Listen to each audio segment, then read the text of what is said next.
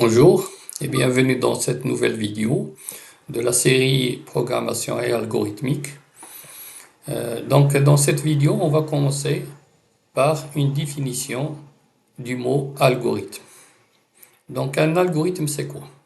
Un algorithme, c'est une suite d'instructions qui est destinée à résoudre un problème donné. Donc un algorithme, on va l'écrire dans un langage universel, par exemple la langue avec laquelle vous parlez, généralement c'est le français, l'anglais ou bien une autre langue. Et ensuite, cet algorithme, il va être traduit dans un langage informatique comme le langage C, Python, Java, etc. pour être donné à l'ordinateur pour compilation et exécution. Donc, le mot informatique, il est dérivé du nom du mathématicien arabe Al-Khawarizmi, qui a vécu entre les années 780 et 850.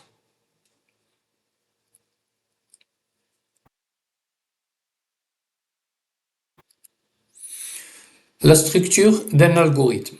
Donc, un algorithme a une structure bien particulière qu'il va falloir respecter. Et ça commence par le mot-clé algorithme. Donc, il va falloir écrire algorithme. Par exemple, on va écrire un algorithme. Il faut commencer par le mot algorithme. Puis à côté, on va mettre le nom de notre algorithme. C'est-à-dire, je peux mettre par exemple gestion-EMP, gestion des employés. D'accord? Ensuite, là, dans cette partie-là, on va déclarer nos variables et nos constantes. Donc, il y a des variables et des constantes qui seront utilisées dans cet algorithme. Il va falloir les déclarer auparavant et on va voir comment le faire. Ensuite, on va déclarer les procédures et les fonctions qui seront utilisées dans cet algorithme. D'accord? Ça aussi, on va le voir par la suite. Il faut mentionner que chaque ligne de l'algorithme, elle est prise en compte et exécutée par l'ordinateur, sauf si vous mettez un commentaire qui n'est pas exécuté, qui est ignoré par l'ordinateur, mais qui est là pour la lisibilité de votre algorithme. Si vous le donnez par exemple à quelqu'un d'autre, il va comprendre ce que vous voulez faire par la suite ou bien ce que vous voulez faire avec telle ou telle instruction ou telle variable. Donc après, on va écrire le mot clé début. Donc début, ça marque le début des instructions proprement dites du programme. Ces instructions sont écrites les unes à la suite des autres. Donc on écrit instruction 1, on retourne à la ligne, on va écrire instruction 2. On va voir après les différents types des instructions. Si on veut mettre un commentaire, je vais mettre 2 slash et je vais mettre cette partie-là est consacrée par exemple à faire ça et ça et ça. D'accord? Quand on aura terminé notre algorithme, c'est-à-dire après la dernière instruction, il va falloir écrire fin pour dire à l'ordinateur qu'on a terminé notre algorithme ou bien notre programme par la suite. Donc, au début, on avait parlé des variables et des constantes. Là, on va voir ce que c'est qu'une variable et ce que c'est qu'une constante. D'abord, on va commencer par les variables. Donc, une donnée utilisée dans un algorithme et dont le contenu change au cours du traitement. Ça s'appelle une variable. Par exemple, je vais calculer mon salaire, le salaire des employés, d'accord? Ce salaire-là, c'est une variable. Donc, il va falloir se pencher après sur sa nature. Donc, mais avant, ce salaire, ça correspond à quoi? Ce nom-là écrit salaire, ça désigne une variable, mais ça désigne aussi un espace en mémoire. C'est-à-dire, quand je déclare une variable et je la nomme salaire, donc l'ordinateur va réserver un espace en mémoire pour cette variable. Donc là, par exemple, c'est la RAM. Okay. Donc là, il va prendre un espace en mémoire suffisant pour le type de la variable. On va voir les types de variables. Et à l'intérieur, à chaque fois que vous modifiez, que vous allez modifier la valeur de cette variable salaire, il va écrire dedans son contenu. Donc cette variable-là, elle correspond à un espace en mémoire qui est bien sûr une adresse. Mais nous, on ne va voir que ce côté-là, d'accord? Une variable avec un nom et un type. Ça, c'est le rôle de l'ordinateur. OK? Donc, les types de variables. Lors de la déclaration d'une variable, il va falloir spécifier son type. Par exemple, je vais utiliser une variable, moi, qui va contenir les nombres correspondant aux différents mois de l'année, de 1 jusqu'à 12. Donc, cette variable-là, elle prend des nombres de 1 jusqu'à 12. Donc, comment la déclarer? Je vais écrire var. La syntaxe générale, c'est var a, le nom de la variable, type entier. Là, c'est les types entiers, c'est-à-dire s'il prend des valeurs comme 1, 2, 3, 12, moins 1, moins 6, 30, 40, etc. Il n'y a pas de virgule. Là, ce sont des entiers. Donc, comment je vais déclarer cette variable? Je vais dire var, mois, entier. C'est-à-dire, c'est la variable mois, c'est une variable de type entier. Donc, on avait dit qu'il y a le type entier, type des variables entiers. Il y a aussi le type réel. Le type réel, c'est quoi? C'est toute valeur qui possède des chiffres après la virgule. C'est-à-dire 1,25, 32,234, moins 2,5, etc. Donc, par exemple, si on a une variable nommée salaire, qui va contenir les salaires des employés, cette variable, il contient une virgule. Par exemple, le salaire, il est égal à 9000,34. D'accord? Ce type-là, c'est ce qu'on appelle des réels. Donc, on va la déclarer comme var salaire réel. Donc, on a des variables de type entier, des variables de type réel, et il y a ce qu'on appelle le type booléen. C'est quoi le type booléen? Eh bien, tout simplement, si on déclare une variable, par exemple, continue, on va dire var continue de type booléen, cette variable-là ne va prendre que deux valeurs, soit vrai, soit faux. Ce type de variable, il est très utilisé dans la programmation. Je vais vous montrer juste un exemple. Par exemple, ici, on a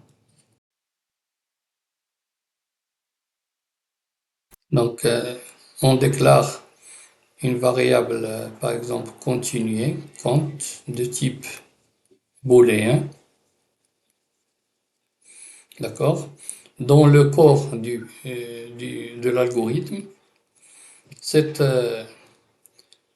variable, il va recevoir soit vrai, soit faux. D'accord? Après, on pourra tester. Par exemple, on va dire si compte égale vrai, alors on va faire ça et ça et ça. Sinon, par exemple, c'est-à-dire elle est fausse, s'il n'est pas vrai, elle est fausse, on va faire ça et ça et ça. D'accord? On pourra par la suite, quand on va voir les instructions si, on pourra tout simplement dire si compte, c'est-à-dire si on met si compte alors, cela veut dire que compte est vrai. Ou bien si on met si non compte, c'est-à-dire si compte n'est pas vrai. Là, c'est juste une petite parenthèse sur l'utilisation des variables de type booléen. Après, on a les variables de type caractère. Dans plusieurs langages, on les appelle char. Une variable de type caractère, il va contenir une seule lettre, soit A, soit A majuscule, soit un symbole comme le slash, l'anti-slash, l'étoile, le dollar, le dièse, etc. Il y a aussi les variables de type chaîne de caractères. Là, on va dire var pays, il est de type chaîne de caractères, c'est-à-dire cette variable pays, il va contenir une suite de caractères comme représentant ici le nom d'un pays comme Maroc, France, Égypte, etc. Donc là, je résume, les types de variables sont soit des entiers, des réels, des booléens, des caractères et les chaînes de caractères. Les constantes.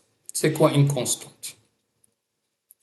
Une constante, c'est une valeur qui ne change pas au cours de l'algorithme.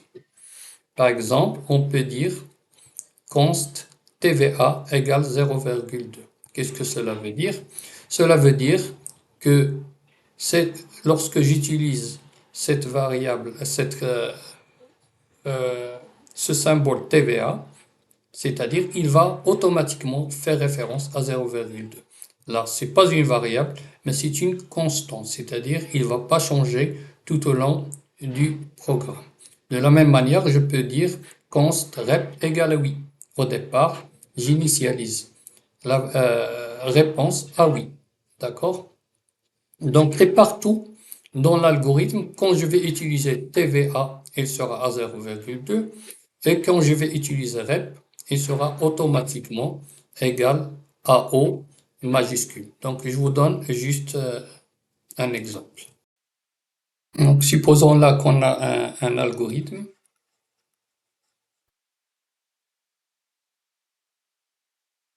Donc, de calcul de plusieurs TVA. D'accord?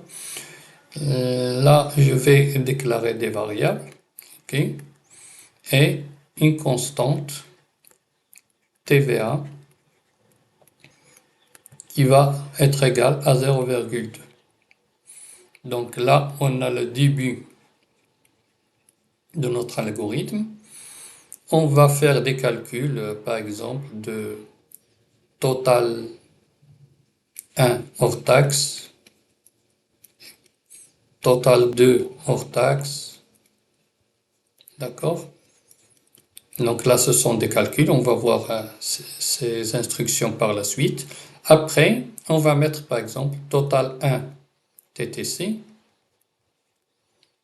égale, c'est-à-dire reçoit, total 1 hors taxe fois TVA,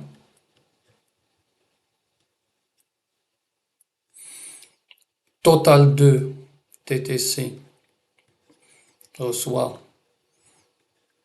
total 2 hors taxe fois TVA, bien sûr, plus total 1 hors taxe. Parce que normalement, total TTC égale total hors taxe plus la TVA, la valeur de la TVA, qui est total hors taxe fois TVA. Donc,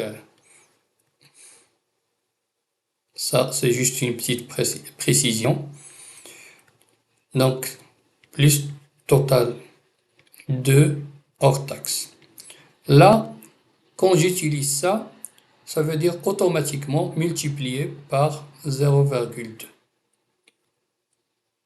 Parce que l'ordinateur a déjà l'instruction que TVA, c'est une constante. Alors pourquoi on va mettre cette constante? Tout simplement, lors d'un changement de TVA, on n'aura pas à changer les 0,2 ici tout au long de notre programme. Il va falloir tout simplement mettre ici 0,3 par exemple au lieu de 0,2. Donc maintenant on va voir ce que c'est que les instructions simples en algorithmique. On va commencer par l'instruction d'affectation. Donc l'instruction d'affectation, elle est symbolisée par une flèche vers la gauche, c'est-à-dire une variable, le nom d'une variable, va recevoir quelque chose. Donc cette opération-là, il va permettre d'affecter une valeur à cette variable-là. D'accord? Donc sa syntaxe, il va être comme ça, variable reçoit soit expression, soit valeur. Donc on va voir des exemples. Ici on a une variable non employée qui va recevoir une chaîne de caractères Ali. D'accord? Là, c'est variable reçoit valeur. Là aussi, salaire brut reçoit valeur. Là, TVA reçoit salaire brut fois 0,2. Ça, c'est une expression, c'est-à-dire une variable va recevoir une expression de calcul. Salaire net reçoit salaire brut moins TVA. Okay? Supposons qu'on a ici des variables V1, V2, V3 de type booléen. Donc V1 va pouvoir recevoir soit faux, soit vrai. Donc là, on va affecter la valeur faux à V1. Là, la valeur vraie à V2. Là, V3, il va recevoir V1 ou V2. C'est-à-dire, dans ce cas-là, V3 va recevoir vrai. Parce que V1, V2, il est vrai. Donc, V2, il va être vrai si l'une des deux variables est vraie. Et puisqu'on a V2 vrai, donc V3 va être vrai. Donc, il faut faire attention à la compatibilité entre variables lors de l'affectation. Donc, par exemple, on a une variable de type entier nommée nombre enfant. On a une variable salaire de type réel, c'est-à-dire là, c'est une variable qui va contenir des nombres simples, 1, 2, 3, 1000, moins 2, moins 3, etc. Et là, c'est une variable qui va contenir des nombres avec virgule. Si on a aussi une variable non employée de type chaîne de caractères, c'est-à-dire il va contenir le nom d'une personne. Si on met nombre enfant reçoit 3, là c'est acceptable parce que la valeur qu'on va affecter à cette variable elle est compatible avec son type.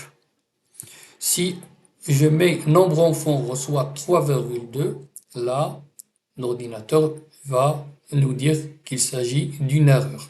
c'est-à-dire parce que on a essayé d'affecter une variable de type réel, une valeur de type réel, pardon, à une variable de type entier.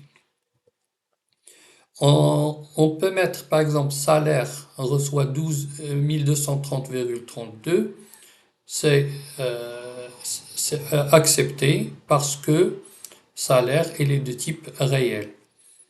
Salaire reçoit 1000, là l'ordinateur ne va pas accepter parce que 1000 c'est une chaîne de caractères qui n'est pas compatible avec la, la variable salaire qui est réelle. Non employé reçoit Alibaba 1, là il va l'accepter parce que non employé il est défini comme chaîne de caractères. Donc il va falloir faire un peu attention lors de l'affectation aux types qui sont compatibles ou non. Donc là, on va voir les expressions arithmétiques et logiques. Là, on a ce qu'on appelle les opérateurs arithmétiques, c'est-à-dire qui sont dans une opération entre deux opérandes. D'accord? Premièrement, on a la puissance. La puissance, c'est-à-dire 2 à la puissance 3 en mathématiques. En informatique, on va la symboliser par ce chapeau-là ou bien 2 étoiles. Par exemple, on va écrire A 2 étoiles 2 et va se lire A à la puissance 2. D'accord?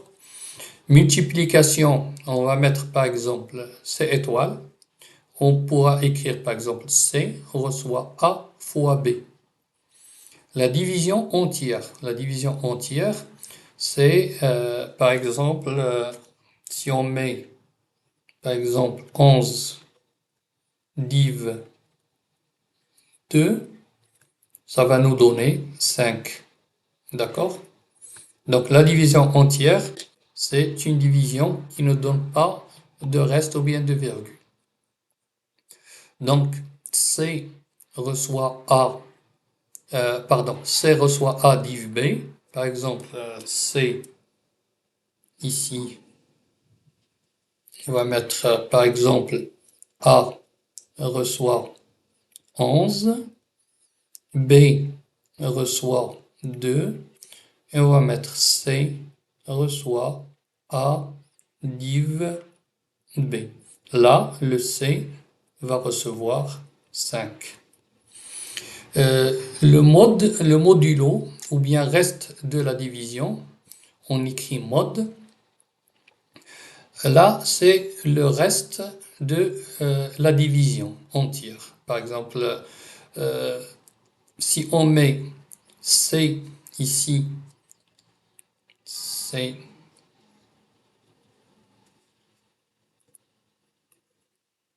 pardon, donc si on met C reçoit A mod B, bien sûr le A il est égal à 11, le B il est égal à 2, donc C va recevoir la valeur 1, parce que A mod B, c'est le reste de 11 divisé par 2, donc égale 5, le reste c'est 1. Ok? Donc, pour ce qui est de la division, on la symbolise par slash.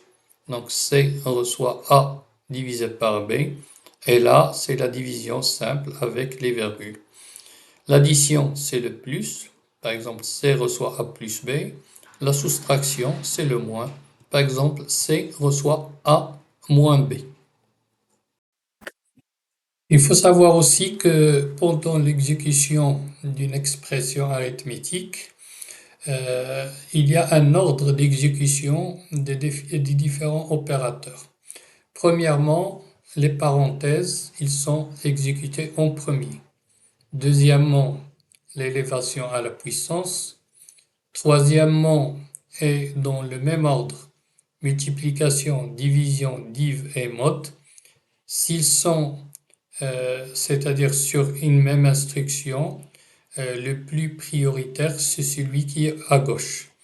Ensuite, en dernier lieu, le plus et le moins. Donc, si on a par exemple,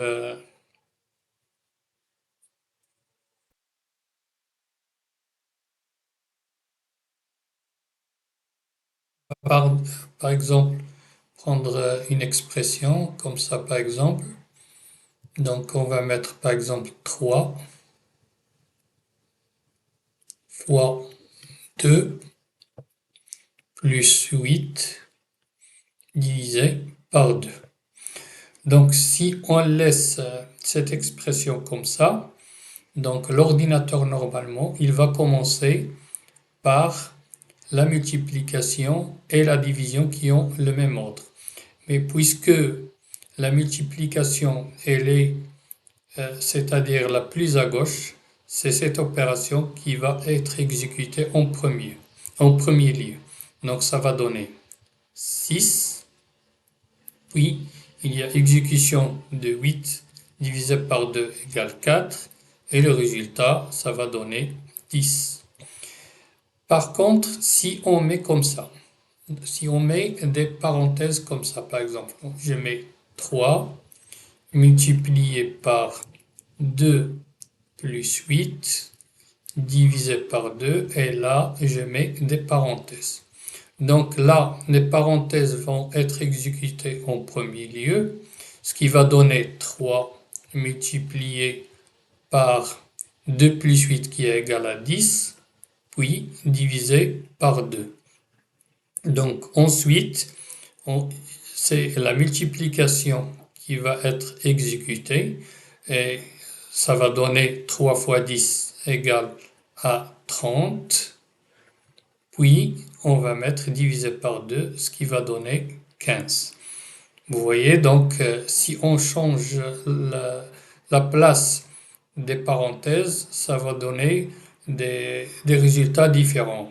Prenons par exemple, si je mets 3 fois 2 plus 8 divisé par 2, et si je mets les parenthèses ici, donc on a les parenthèses qui vont être exécutées en premier lieu. Ça va donner ici 8 divisé par 2, 4. Ici, ça va rester 3 fois 2 plus 4. Ici, on a la multiplication, il est prioritaire à l'addition. Donc, ça va donner 3 fois 2 égale 6, plus 4 égale 10. Donc, vous voyez que le résultat change en fonction de la place des parenthèses. Là, on va voir les expressions arithmétiques et logiques. On va s'intéresser aux fonctions logiques, le et, le ou et le non. Donc, pour ce qui est du et logique, c'est ce qu'on appelle la conjonction. Normalement, si on a des variables a et b qui sont booléennes, c'est-à-dire ils ne peuvent recevoir que vrai ou faux, et on a aussi une autre variable c qui est aussi booléenne. Donc si on met c reçoit a et b, là c va recevoir vrai ou faux selon les valeurs de a et b. C'est-à-dire, je vais vous donner le tableau logique du a, c'est-à-dire le tableau de vérité de la fonction a. Voilà. Donc là, supposons qu'on a A, ici, on a B, ici, on a le A et B. Pardon, le A, que je vais juste corriger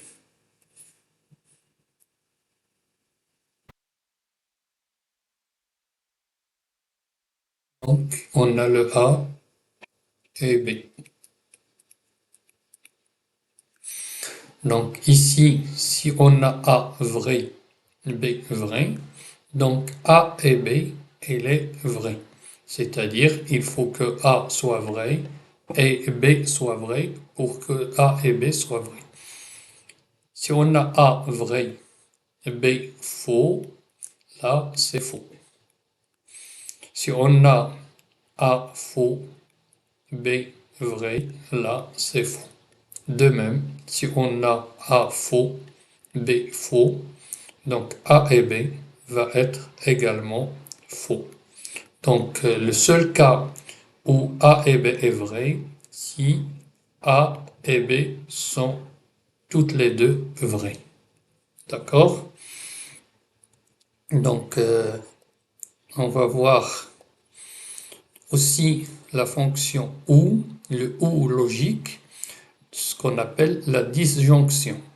Donc, de la même manière, C reçoit A ou B. Donc, on va voir comment. Donc, ici, on a le A, on a le B. Ici, on a le A ou B. Donc, si on a A vrai, B vrai, A ou B est vrai. C'est-à-dire que A ou B sera vrai si l'une des deux variables est vraie. Là, comme ils sont toutes les deux vraies, donc A ou B est vrai. Ici, si on a A vrai, B faux, l'une d'elles est vraie, donc là, c'est vrai. De la même manière, A faux, B vrai, là, c'est vrai. Donc, le seul cas où A ou B est fausse, lorsque A et B sont toutes les deux fausses. Voilà. Donc, le dernier cas qui nous reste, c'est le non logique. Donc, la négation. Exemple, C reçoit non A. Donc là, c'est simple. Lorsqu'on a, donc, on a ici le A. Ici, on a le non A. Il y a différentes notations. Parfois, on le note comme ça. Parfois, on le note comme ça. Donc, le non A, si on a A vrai, non A, c'est faux. Si on a A faux, le non A, c'est vrai. D'accord?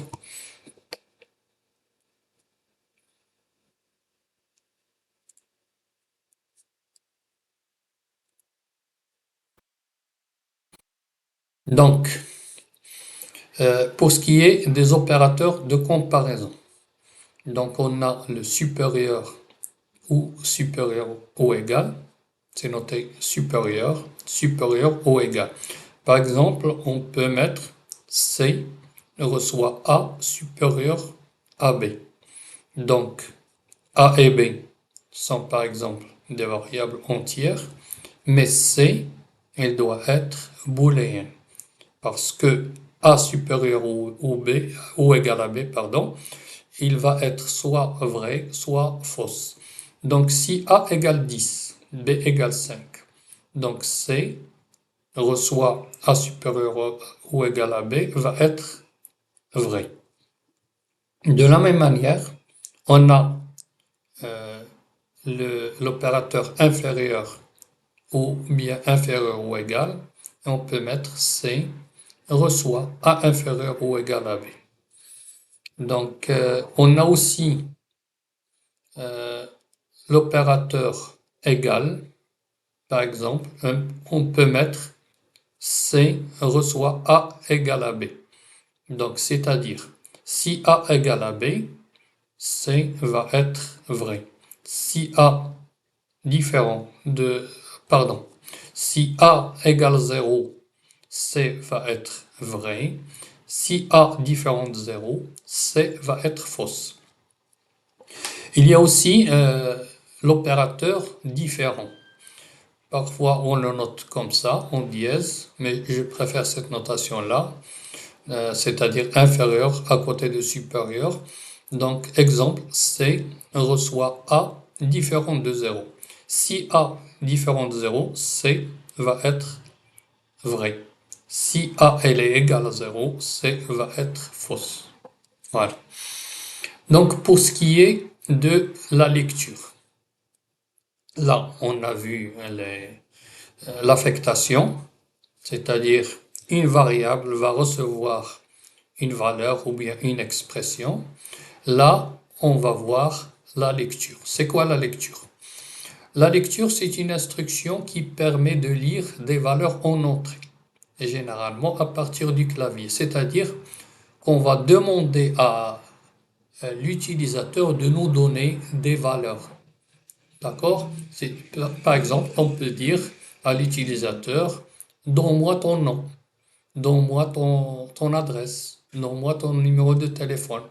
Donc là, la syntaxe pour dire ça, c'est lire var 1, var 2, etc. Parce qu'on peut lire plusieurs valeurs dans une même instruction. D'accord? Par exemple, lire x, donc on va demander à l'utilisateur d'entrer une valeur et de la stocker dans la variable x. D'accord? La lecture. L'écriture. La lecture, on l'a vu, c'est l'instruction lire. Et maintenant, la lecture. La lecture, c'est quoi? Cette instruction, elle permet d'écrire un message ou le contenu d'une variable à l'écran. Par exemple, sa syntaxe, elle est écrire, entre parenthèses, des guillemets, le message à afficher. Par exemple, écrire le nom d'employé et ce message va être affiché comme tel. D'accord?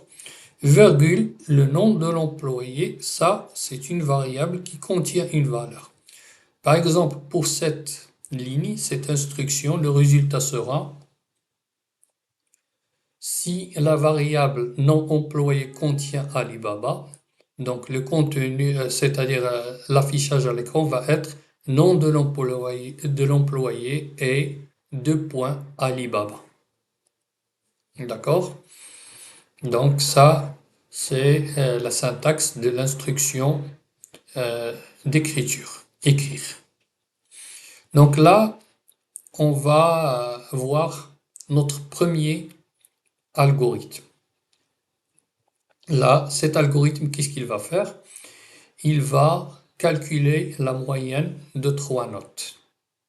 Donc, pour cela, on va écrire algorithme, on va le nommer moyenne 3 notes. Ça, c'est le nom de l'algorithme. D'accord?